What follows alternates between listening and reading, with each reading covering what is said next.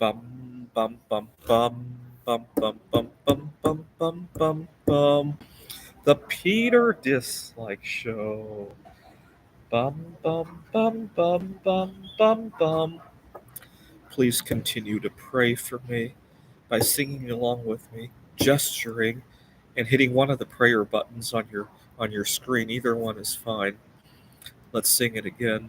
Bum bum bum bum bum bum bum bum bum bum bum bum. The Peter Dislike Show. Bum bum bum bum bum bum bum. Bum bum bum bum bum bum bum bum bum bum bum bum. The Peter Dislike Show. Bum bum bum bum bum bum bum. So this June 13th will mark the 15th anniversary of my relationship with myself, if you could believe it. What had happened was that in the spring of 2010, I had a very turbulent relationship. I almost dropped out of school. I was working on my PhD at the time, and I had a girlfriend who was taking advantage of me, and I almost dropped out of school. I was a mess at the time. My PhD advisor was so upset at me. I had my family was upset at me. I'd gotten disowned everywhere I went, pretty much. And but I didn't see any way out of it because got to remember I had just moved out of my family's home the year before, and I felt lost and confused. Every time I would even think about leaving her, I would feel lost and confused. And unfortunately, 15 years later, I still feel that you know what I. It wasn't so much that I needed the girl for myself. It was that at the time, and even to some extent today,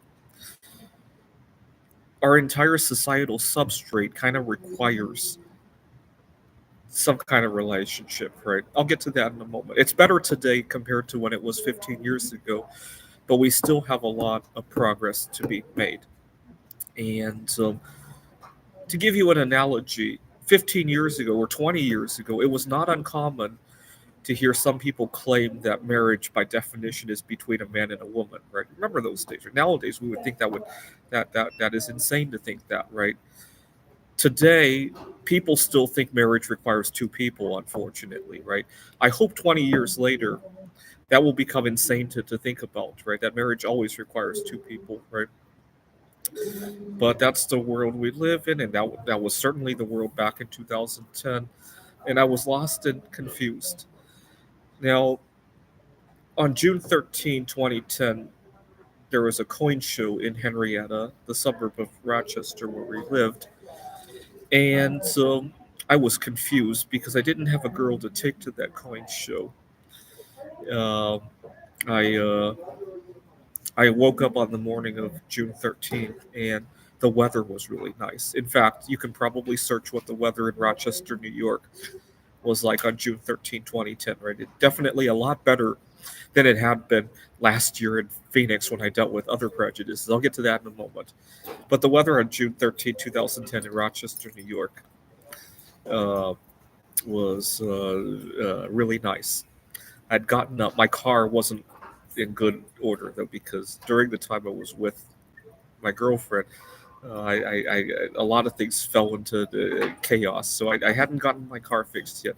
I was riding a bicycle, and I decided to ride to the coin, thinking that I could maybe go to the show to network with other people. But by the time I got to the coin show, I realized I was having such a good time by myself. Why would I want to mess that up? And so began my relationship with myself. Unfortunately, the last 15 years have shown that even though I might be content with a relationship with myself, I live in a societal substrate where there's a lot of barriers to that relationship. And it all began after I graduated with my PhD. I went to my first job and I quickly realized a lot of my colleagues were leaving work on time to go out with their spouses. They were taking time off to tend to their kids. And meanwhile, I was filling in that gap and getting a very little respect for it.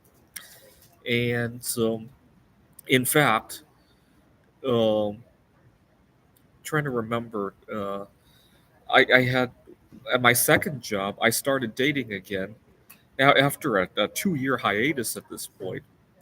And so every time I would take, or not even take time off, but just go home on time, I got a lot of heck for it. I distinctly remember one night. That night I actually stayed late because all of my colleagues had gone home to tend to their families. I was in the office at 8:30. I was working for a technology startup. We worked on the 25th floor of a tall skyscraper. I had come up with this result that had been puzzling all of us for days at this point. It was 8:30, and I wanted to celebrate. And I quickly realized there was nobody around to celebrate with me. I jumped up and down by myself on the 25th story of a skyscraper that was probably empty at that point in the evening.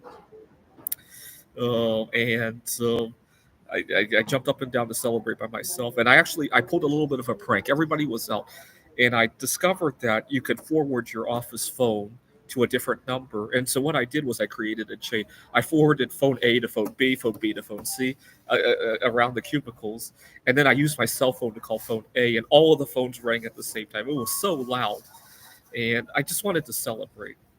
And by the time I left the building, I realized, oh my God, it's 8:30, and I don't have somebody at home preparing dinner for me, and so then I looked up a restaurant around the area, and it was nice because I discovered a restaurant that I might not have discovered, but here I am working late, not tending to my personal life. After all, I do want to look for the right life partner, even though I might not have one at the moment, and it's actually costing me money in order to work late, right? And so it just didn't add, in my opinion.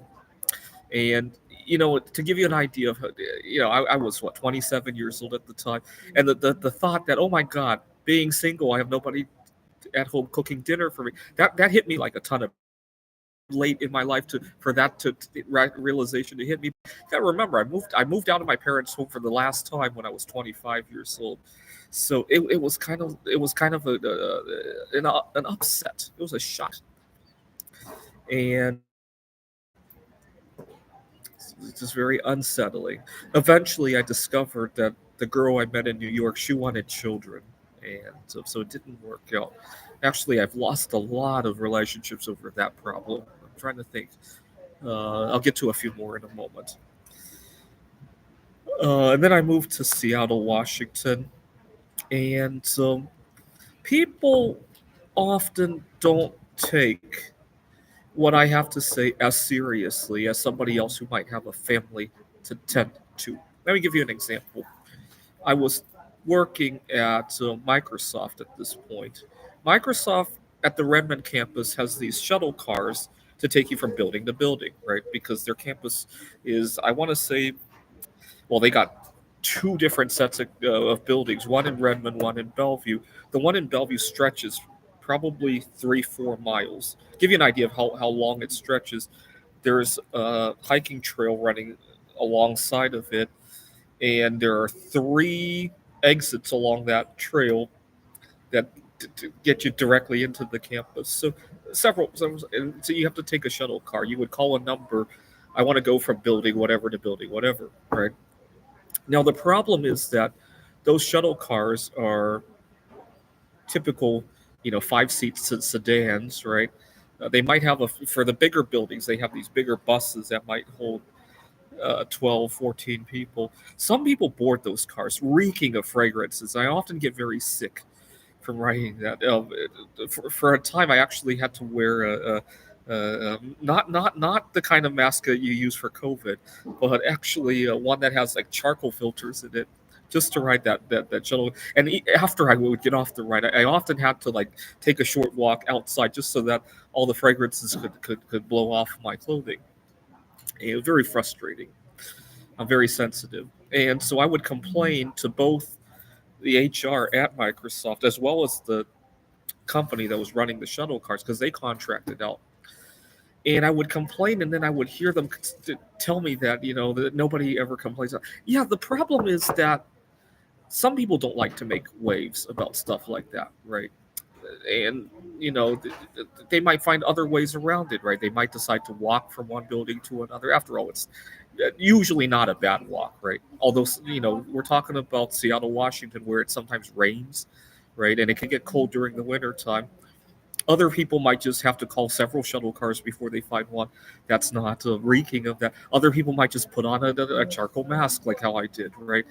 I think I actually did see a few people like that during my time there. And uh, the problem is everybody's finding their own way to deal with that, right? Now, statistically, people who have MCS are probably much more likely to be single, right, for obvious reasons, right? And so they don't get hurt as much as somebody who has a family member, right? Oh my God, the schedule doesn't work with my wife, my kids. Probably gets a lot more attention than a shuttle car that reeks of fragrances, right? I even suggested they could put aside a few shuttles that are fragrance free, right? Just like when Microsoft first opened their doors, they probably had shuttle cars that allowed you to smoke cigarettes, right? I even suggest, I don't know, they did because this was 1980 something, right? And so I quickly realized that there's a huge divide, right? And hold on, my internet connection is dying. Hopefully, you guys are still hearing me. But another place I discovered this problem is that I used to be really proud of my relationship with myself. I would go out on Valentine's Day by myself, but I quickly realized there was a lot of barriers to that too, especially here in the United States, because a large part of that is probably because of our tipping culture, right? People assume that one person going out by themselves is probably not going to tip very well, especially on Valentine's Day. Now the problem is that they assume that, then they give me bad service, and guess what? I don't want to tip them, and the whole dynamic just renegotiates itself, right? Tipping culture is really toxic for that reason, right? You can imagine if there's somebody who comes in and you don't expect them to tip well because of something, especially something that they can't control, right? You can imagine how that situation could just renegotiate itself, right? I had an issue with the carnivals. We just had a school carnival, but sometimes they pop out for, in Redmond we had a town event every year. Some of the carnival rides. Now I'm not a mechanical engineer, so I can't say why, but some of the carnival rides they require two people for safety purposes. I'm not sure why a Ferris wheel would require two people, right? It doesn't look like it's gonna tip over or something like that, and so I uh, I don't know. But if anybody here is a mechanical engineer can answer that, let me know. Now that wouldn't be a problem. I'm all for safety, right? And so now the solution should be that they should put people together in a way that makes it safe, right? Imagine. So, for example, next month I'm going to be traveling to Taiwan. I'm probably going to be flying in a 777, right? I would imagine it would be pretty dangerous if you only had one passenger on that plane, right? Imagine if you had a medical event. It might even not have the right balance in terms of the weight of the plane. That would be pretty dangerous, right? Now, the solution isn't for the airline to say, we only allow groups of 50 to fly together, right? No, they put people together, right? In fact, I remember reading somewhere that one of the airlines drew a lot of criticism because they before they got on the plane so that they could distribute their weights. And obviously, that causes a little bit of stigma issues, right? But what I'm saying is that the people at the carnival often give me heck because I would show up and then I would wave around, hey, is anybody here alone? Or can I join you guys? Or something like that. And the carnival people often got very hostile seeing me do that.